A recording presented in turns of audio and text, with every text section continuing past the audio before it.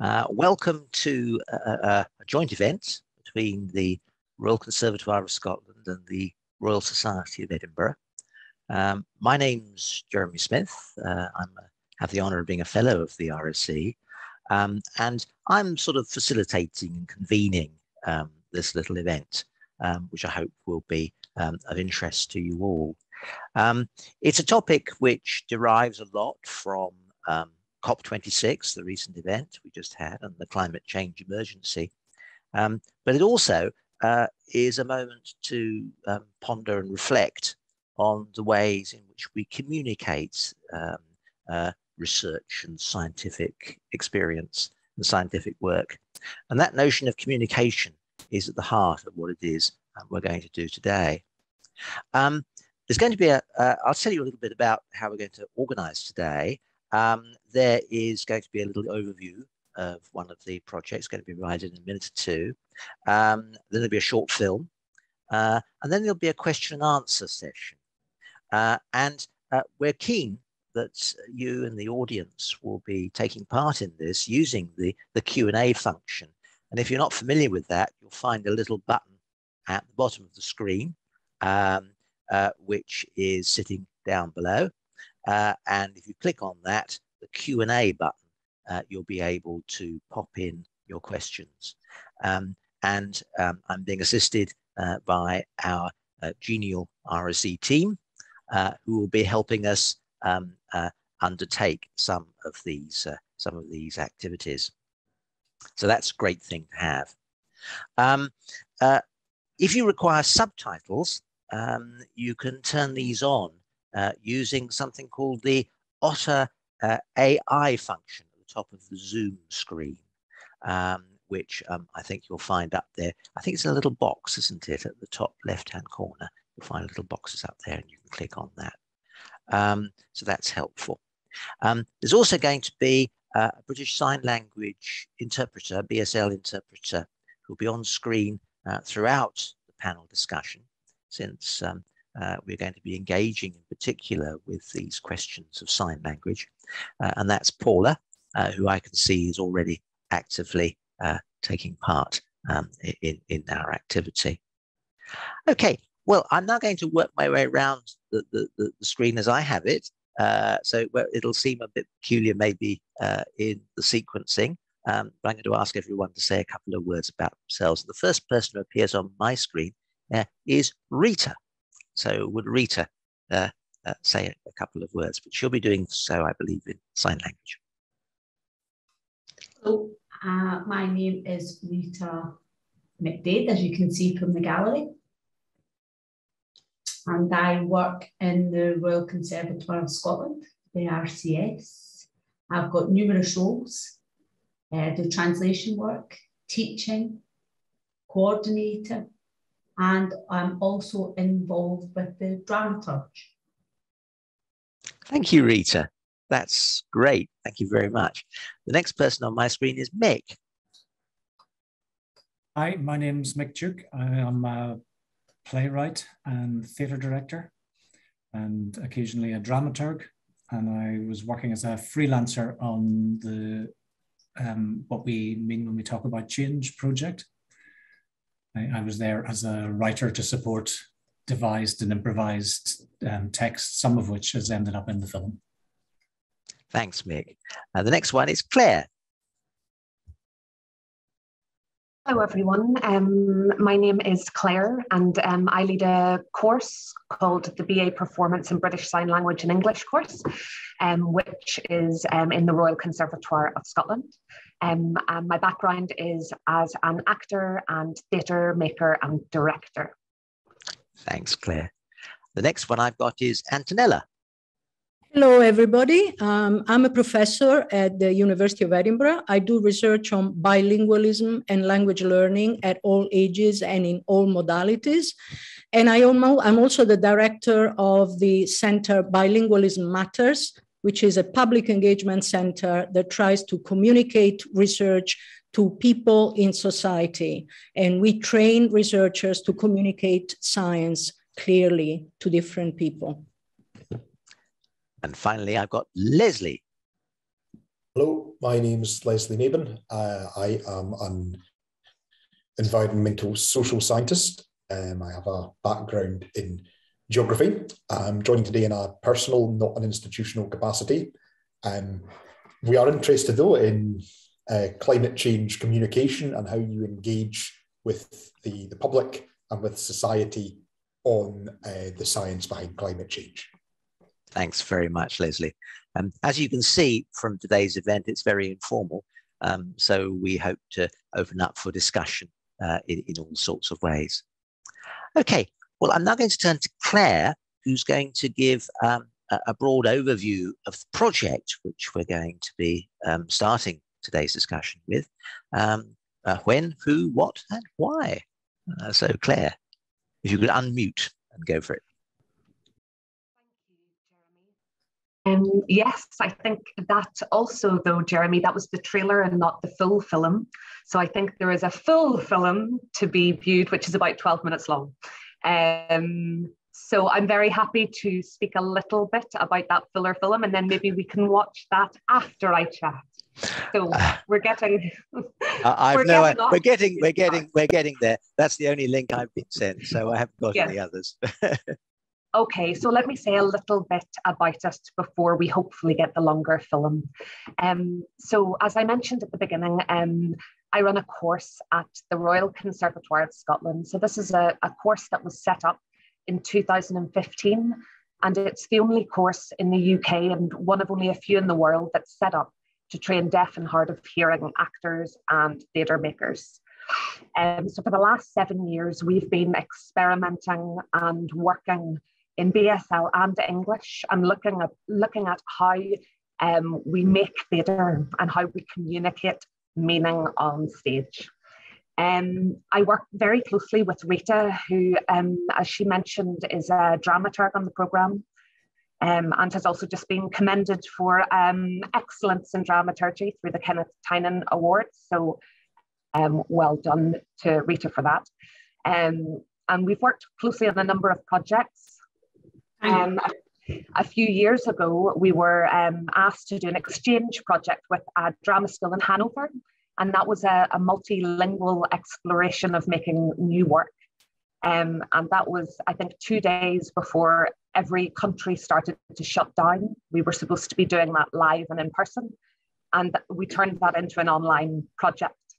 And having seen the results of that project, the research and knowledge exchange team came to us and asked us if we would like to get in a room together and talk and think and play around issues of climate and language. And so in August, I think it was, a group of 7 artists got together. That included myself, Nick and Rita, a filmmaker called Stuart, and 2 actors, one who uses English and one who uses BSL. And we started to talk about climate and the emergency and where we all felt we sat in that and whether we felt connected to it. We looked at script and we improvised script and we played with the notion of feeling disenfranchised or disconnected by the language of those in authority or in power, I suppose.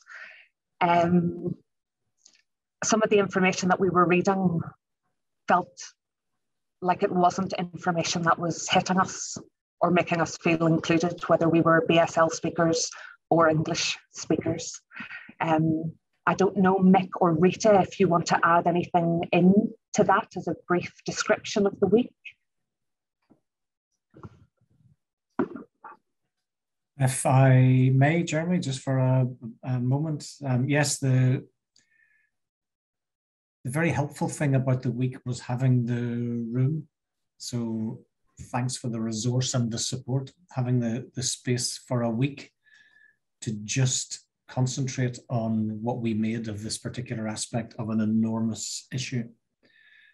And I think that's often the difficulty is just not having the time to think about things. And we went on a bit of a journey during that week, having been given that space and having read the 45-page IPCC summary.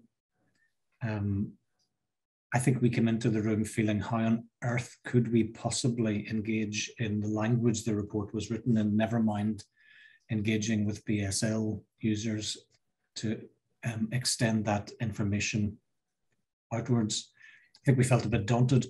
And so during the course of the week, I think through contact with each other and probably principally Rita and the filmmaker Stuart, I think there was a lot for all of us to learn from each other. And I think we came out a lot more hopeful than we went in, and just beginning to work out how we could make a difference ourselves and what might be a helpful mindset to be taking outwards. Thanks very much. Thanks very much, Mick and Claire.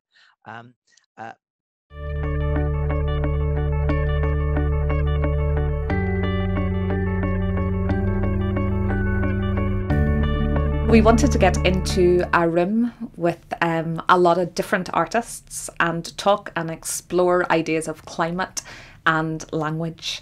And what we were looking at was the relationship and the journey of two different characters for their own reasons who are frustrated with a language around climate and institutional speak which covers up truth or meaning.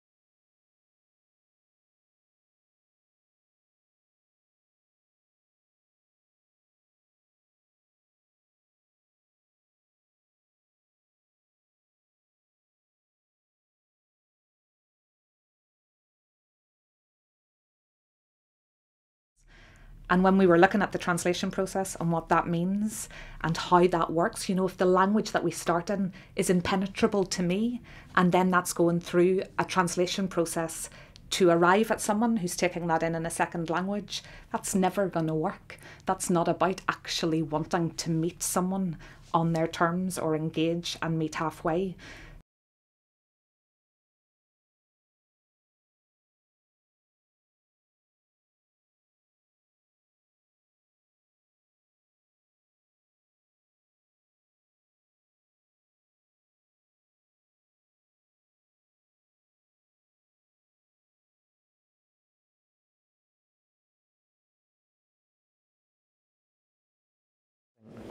There's a character who's sort of emerging, I think, whose story could take us through this sort of journey of discovery, not just about climate science or possible ways of how that could be handled, but also about parallel models of power and information.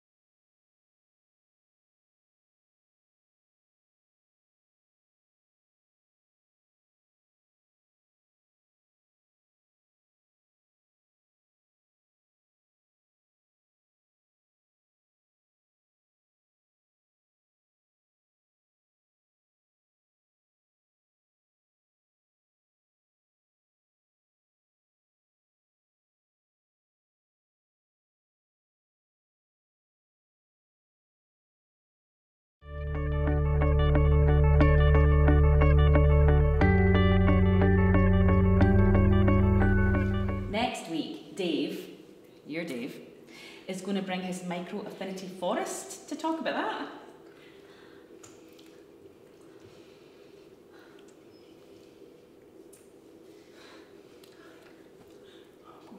Yeah, we're going to be alright, aren't we? Yeah.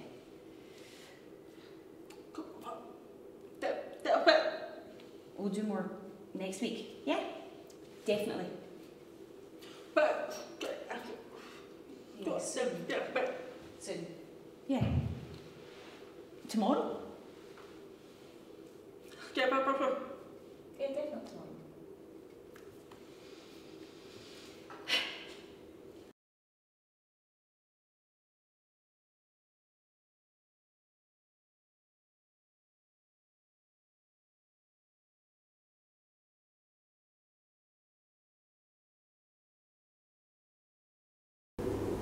Part of the discussion in the room has been connecting with ideas of people that are much further down the track with the same questions, really about how can I make this mean something for me and people like me and the people in my community.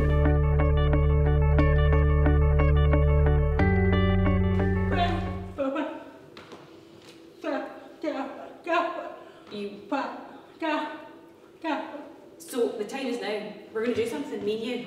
Everyone. Let's do it. All together. Brilliant.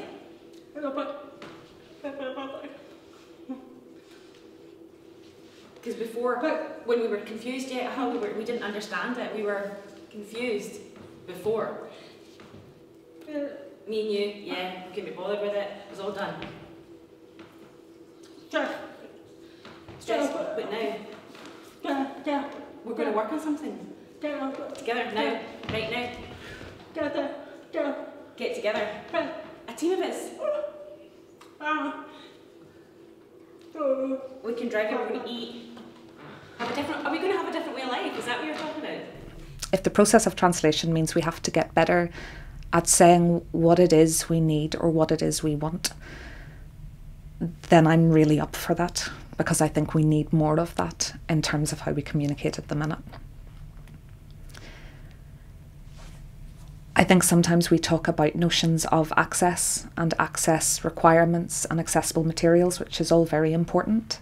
But I think what we learnt from Rita through this week and through conversations was that we can't think about that as a solution, as where we stop.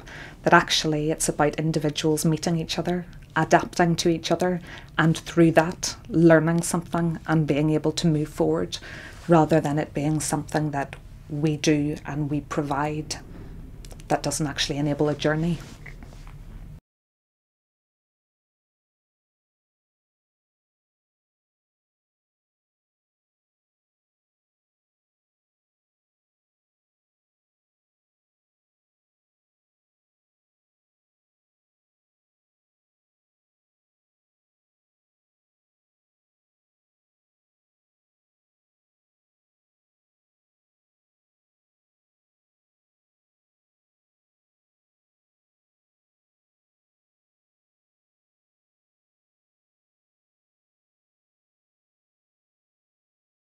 When you're making a play, everyone wants the meaning of the play to be communicated. That's what we do.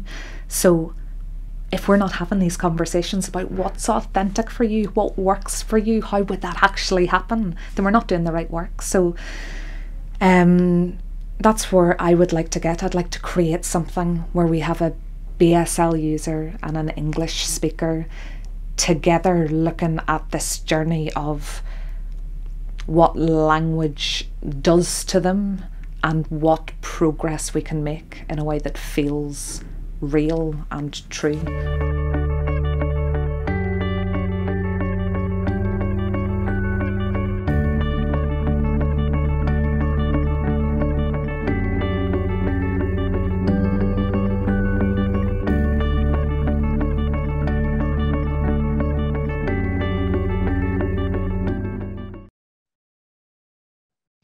Thanks so much for that. Very, very moving piece. Thank you, Claire.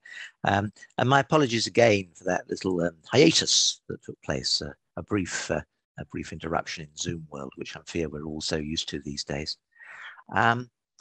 Okay, well, we now move on to the next part of our discussion, in which we have questions and answers. We have the Q&A button bottom of the screen, which I mentioned at the beginning, which people are able to access and type into. And I see a few people have done so already, but not at this stage. So I'm going to get the ball rolling by asking a question which came into my own mind while the presentation was going on. One of the definitions of research, which is one of the things close to my own heart, is new insights, but effectively shared. It's that effective sharing which seems to be the main issue which you're discussing here. How would any of you guys respond to the notion of effective sharing? What does that kind of thing mean to you? Maybe Claire, you could respond to that. Thanks, Jeremy. New insights effectively shared. That's a great line, because I think what we've seen in the last 6-7 years of the course is there have been a lot of new insights, particularly for hearing communities and members of staff. Lots that we've learned from interacting and learning from deaf artists and educators and teachers. and how we effectively share those. In question, because a lot of research, from what I see, rely a lot on an academic language of research that you need to connect to. I don't know, Rita, maybe you would know of BSL-led research. I don't know how we make sure that we can effectively share research that is allowed to be high quality research from BSL perspectives. It's an interesting notion. I mean, we've created a video, we've captioned it, we have contributions from BSL artists, English artists, but even that doesn't give all of the information in BSL, I suppose. So we're constantly learning and moving and trying to make sure that we're connecting with the audiences that need to see the kind of work that's coming out of the course. But it's a journey for sure, how we effectively share and make sure we're meeting people. I think Antonella has put her hand down. Sorry. Let's try Rita first and then Antonella.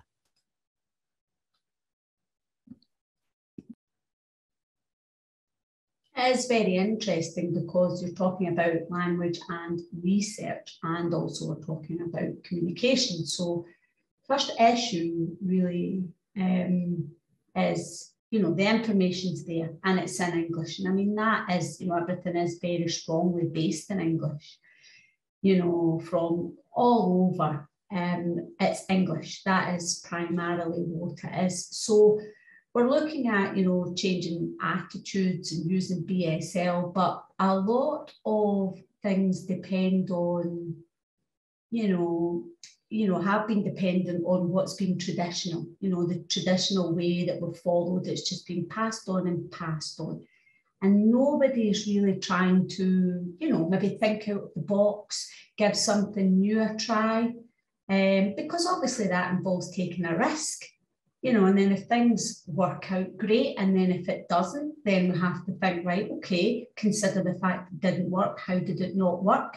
And try and have a conversation over that. And, this is the point of research, and research papers, again, mostly all in English, they're very at an academic level, and this is the traditional way. It's how it is. So, and I know, myself, because I have worked before in these institutions, and, I've looked at research and, looked at it and tried to basically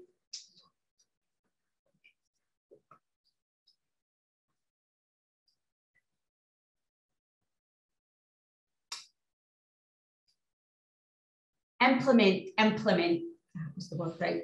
So yeah, so it's given in English, and then you're implementing it from research papers. You're taking it from research papers, so you're reading it and then thinking, right, okay, yeah, we can translate, but it's about the knowledge, and you need to have that knowledge of what the research paper is. That needs to be there as well, not just the research paper in itself, to be able to translate that effectively, and communicate the information. That's information sharing. That is, in a way that you're passing it on, that people can understand it. So it isn't just about translating the English into BSL. And we need to work with interpreters on that as well. And interpreters, they are a benefit, yes, absolutely. And there is a benefit in having them there. But, a lot of the interpreters will use what's called working language, so they have a knowledge of BSL and they will work in that language. But a lot of it really becomes, prescriptive. It's very prescriptive. And that's it, because obviously they're coming, English is their first language as well, and that's where they're coming at it from. But BSL is not a prescriptive language, it's a descriptive language. And that's the difference, and that then can become a bit, there can be a jar there between both of them. So yes, there's an understanding of the language, the grammar, etc. It's there, but and you can sign it, you can work it out, you can know where it is. But to formulate it into a way that's understood fully, from the source language, it's more challenging than that. Because, as I said, if interpreters are using BSL as a working language, as I said, it then can become prescriptive and not descriptive. And for me, and this is worth another discussion, but it actually then can become a double barrier, effectively. Yeah, thank you, Rita. Thank you very much. That leads, I think, to some quite interesting questions about whether the science community is actually aware of these things or thinks through these things. And I see that Antonella and then Leslie have both flagged that they'd like to say something. There is also something in the Q&A, but maybe we could hear Antonella and Leslie while I look at the Q&A and connect up with that. Antonella. Thank you. This is a very interesting discussion. And there are at least two issues here. One is how to share research. And sharing research is not easy. Academics are not necessarily natural communicators in general, right? So, and we need to be clear in communication about science, particularly on urgent issues like climate change, but also COVID, issues that need changes of behavior. And if we want people to change their behavior, we have to be clear in our messages. And this is what, we train students and researchers to do. But there is another issue, and I think it's very relevant for what we're talking about. So adapting communication to bilingual speakers. So as Rita mentioned, most of this communication is done in English, which for a BSL user is a second language, right? So I think, learning to communicate to bilingual communities who may have another language as their first language is important. Not so much from the point of view of translation, because we've done research, asking people, what do you understand of this translation? And they think that translations are often not very good. So it's not a matter of translating, it's a matter of really getting into a more direct communication, as we were saying, right, with these communities. And if I may say, a third point that we are exploring is really how to take into account the bilingualism of these communities, yours, for example, but many other bilingual communities, because we know that information, numerical messages, for example, other kinds of phrases may be understood in a different way by bilinguals. Not necessarily in a bad way. In fact, we know that bilinguals may have a better understanding of different viewpoints, of different points of view.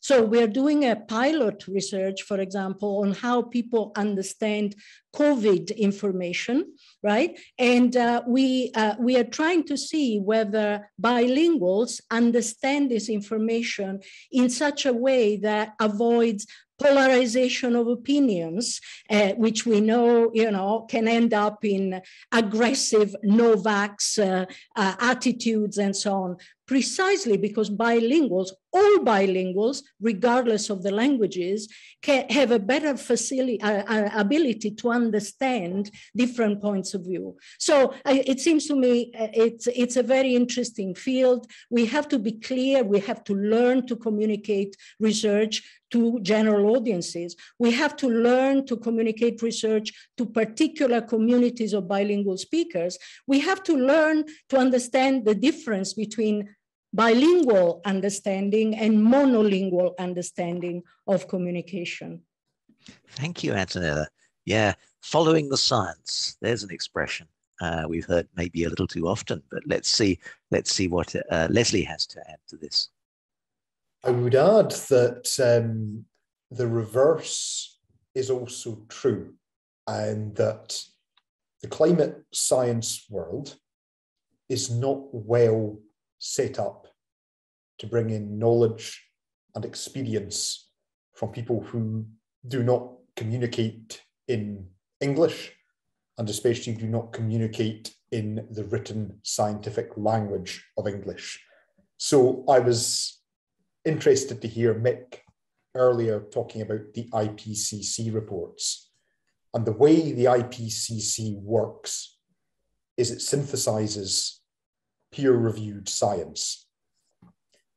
The result of this is that a lot of knowledge and experience from people who are going to be affected perhaps hardest of all by climate change is excluded from the syntheses and reports that are very important in driving government policy and actions. That's relevant globally. So for instance, at COP26, I heard a Kenyan science minister saying that in Kenya, they don't have the resources to run the kind of climate change models that the IPCC needs. And that means that globally, the knowledge of the places that are going to be affected most by climate change is missing from the evidence synthesis.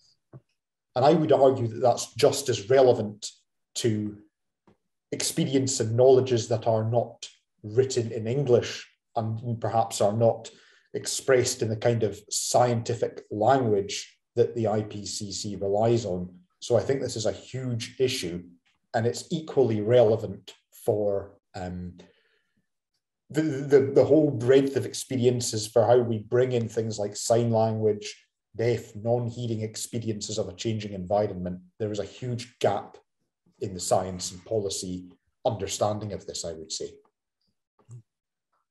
That's fascinating. You know, it's like that moment when someone tried to explain to me mortgage, endowment mortgages years and years ago. And I was completely baffled by what I heard to my own cost. And somehow you never know something till you've tried to explain to someone else. Interesting question and answer in the chat. Bill from Edinburgh says, do you agree that those of us who are hearing need a bit of space to keep up? When I block while stammering, the same thing applies. Hey, Jeremy, can you repeat that? Of course I can. Do you agree that those of us who are hearing need a bit of space to keep up? When I block while stammering, the same thing applies. Okay. I wonder if anyone would like to comment on that. Certainly I need to keep up. Claire. I absolutely think it applies to hearing communities. A lot of the hearing people in the room were very passionate about feeling disengaged from the language in which some of this information around climate is being communicated. And there was a lot of similarities in the room about not feeling like we were part of the conversation. Now, Stuart, who was the filmmaker, is much further on than we are. And he's an activist and connected to a lot of different groups. And he brought the hope into the room for us because he shared lots of different talks about climate and a fantastic speech by a man called John Holloway. I think it was called Now is the Time to Learn Change, to learn hope, sorry. Now is the time to learn about hope. And so we sat in some of those examples that he brought into the room about communities who are doing it well, activist groups, communal groups who are learning alongside each other about how to make change. And that was a really important part of the week because, as Mick said as well at the beginning, it felt overwhelming. How do we even start having this conversation about a climate emergency? And Antonella, as you're talking about, we've just gone through COVID. Now, obviously, I'm having conversations and picking Rita's brains about how's that working. You know, in Scotland, there was interpreters there, but is that working? No, there's still layers, as you talk about, that need unpicked in terms of the process of that reaching a deaf community. And then you've got London that doesn't have interpreters. COP26, I don't think, even had interpretation. So Amy's speech when she's going, I'm getting this interpretation, but it's not connecting to me, you know, that wasn't even there. The attempt at the first layer of interpretation wasn't there. So yes, absolutely. I don't know in terms, I'd be interested, Bill, in terms of the stammer and the block and how that affects you. I've got no knowledge of that. But in terms of hearing people needing space, absolutely. And some of the things I love most about the privilege of working with deaf actors and academics and dramaturgs is that it allows space for us to really look in deeply to what a text is saying or what we're trying to express. There's no skimming over it. It's not possible. We've all got to sit in the space and learn from each other and question things. And that's really where the learning feels richer than any other kind of environment that I would have been in theatre previously. Thanks, Claire. It's like slow learning. Actually, it is deep learning, isn't it? In a funny sort of way. Antonella's put her hand up. There's a commentary from Claire, but before we get to it, maybe Antonella, you'd like to. Yes, just to add to that, it's absolutely true. It's not just a matter of, hearing or non-hearing people. Lots of people feel excluded by the communication, about climate change, but even, about more immediate risks, like COVID, so we're doing this project, just to measure how people react to information about risks that may be more or less immediate. And lots of people feel excluded. Many communities feel excluded. So we really have to learn how to communicate in a way that respects, particular communities, cultural values, languages, and engages with these communities. And it's not just a matter of finding an interpreter or a translator. It's a big cultural thing, isn't it? The question which has come up in Claire's statement. Sorry. Rita like to say something. Yeah, I think, I completely understand, everybody's point of view. And one thing as well, we're talking about different languages and how we communicate that, etc., etc. And that is vital. Yeah, it's very important. But just in addition, it doesn't matter, what language we're using. It's the power of hearing. That's very important, because you'll pick up things, and it doesn't matter even if you don't understand the language. You pick up, your brain will collect the information, it will pick up things, vicariously that deaf people don't. Deaf people, it's very different. It's a different experience for them. They won't pick things up in that way. So, it could be anything from hearing something on the bus or the radio or overhearing somebody chatting in a cafe. You're picking up a lot of environmental noise, communication, information, vicariously, unwittingly quite often. But deaf people don't do that at all. They're in silence. So, and a lot of people, who rely on English, and I have a good use of English. You can say sometimes things to people and they've got absolutely no idea. So shielding, for example. Yeah, shielding. If you're ill, you stay at home and you shield. So that's something that everybody heard about, yeah? But I actually had to go to people's houses and explain what that meant.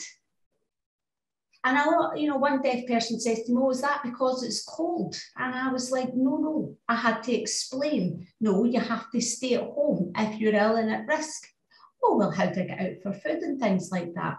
Have you not received a letter or a text?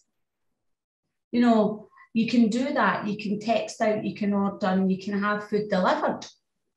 They were unaware of that service. So, it's not just about, as I said, the language. And we have the First Minister briefing, and that's great. I have to say, well done. And I do like that, that they have provided an interpreter. But again, sometimes the actual film, the camera, is pointing at the First Minister. And if there's questions asked, we often can't see the interpreter. So they've provided an interpreter, but they haven't thought about how they're filming it. So what's the point? So obviously, and as I said before about the language that the interpreters use, it is very prescriptive. It's not descriptive as we would naturally use in BSL. So that can become a double barrier. So as I said, it's not just about the language, it's also about hearing, actually hearing things and what you pick up, as I said, unwittingly or vicariously from the environment. It's everything. And I don't think that, you know, quite gets across.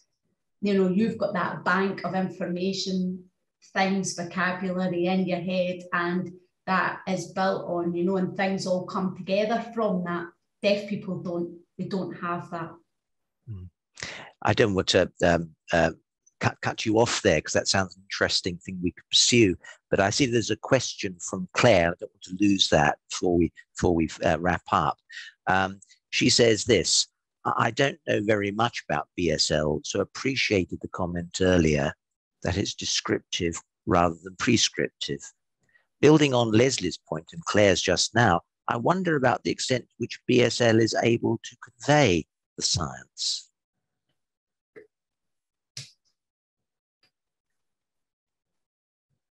Would anyone like to respond to that? Yeah, well, through sign, you know, through sign, that is our language. It is a language, you know, and it's not a written language. It's not, you know, it's a visual language. It's a three-dimensional visual language, including, you know, you have to use facial expression, cheeks, eyebrows, you know, your mouth, your voice, how you move your body in what space. That conveys intonation, you know, things like that, body language. So obviously, you know, through your own speech, you've got intonation, and you'll know from that intonation if somebody's annoyed or whatever, you know, and that's okay. Well, we have that too in sign language through body language and facial expression. Well, thanks very much. Oh, sorry. Thanks very much. That's lovely. Sorry. Yeah, I hadn't just quite finished there. So well, obviously, you know, you'll know, for example, how to turn take because of intonation when you hear that in somebody's voice. So, and we convey that through, you know, be it facial expression and body language. You do have these things too in our language. But it's then, how do you take that from the English and translate that into BSL? And you have to understand as well, you know, there is an element of ownership in that as well, in that language. You have to understand that we do have that. We have to take ownership of our own work to become clear and how we convey that work. We're coming up for time. So I'm going to ask Antonella, she's got her hand up, to speak very briefly, and then we will sum up. Just to say that as a linguist, I can tell you that sign language is like any other language in a different modality. You can say anything in sign languages. So that's absolutely, you know, true in different ways, different modality, but it's a language like any other language, and you can say anything in that language. Thanks, Antonella. Spot on, I think. I think we all agree with that. Thank you very much indeed for today. It's been very exciting. What I think has come across to me is that this event is one of those ones which challenges people who work in science to think about not just speaking or writing and uttering, but also in some sense listening, reading and looking and hearing, because any kind of science worth its name is one which is in some sense iterative, that interacts with people with whom it's trying to communicate. And I think that notion of listening science is a very powerful one, and one that we might like to take away from today. As I say, we're coming up for time. I've been charged to mention that there are a number of online events coming up in the next few weeks and months on the Royal Society of Edinburgh website, which is something that I know that my colleagues are very keen to flag up. You can find it simply by Googling, and we can go on from there. Also, I've been asked to tell the audience that you will receive an email asking for feedback about this event. It's one of the first we've done of its kind. So if you've had an email about that, look out for it. And please, we'd be very grateful for a response. I'd like to conclude by thanking everybody for this putting on this event. I'd like to thank Claire and Rita and Mick and Leslie and Antonella for making it such an interesting event. I'd also particularly like to thank the Royal Conservatoire of Scotland for putting on a really exciting little video, and my apologies again for my pathetic abilities in sharing screens. But it was a powerful piece, and if you could pass on my thanks to the actors as well, that would be much appreciated. Kate, I think, is going to close the Zoom webinar any second now, and will suddenly be beamed away. Thank you so much, everybody, for a most interesting and exciting event. Thank you. Thank you all. Thank you.